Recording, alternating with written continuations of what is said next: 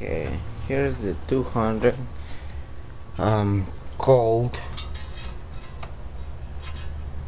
Everything is supposed to be cold right now.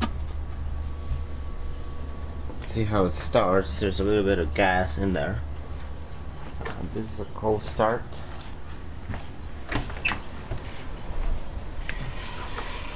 I have to go on the left side because it's too close.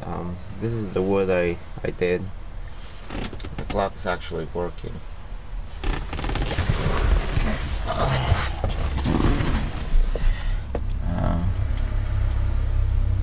Everything is cold. Still has a lot of work underneath. Pump it up once. We're gonna close or use the chalk actually.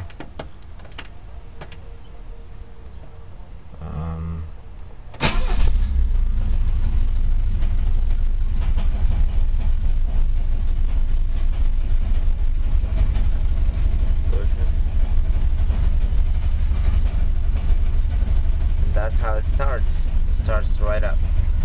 It still has a few noises that I haven't figured them out yet. But it's running, it's drivable, it's driving, so that's good.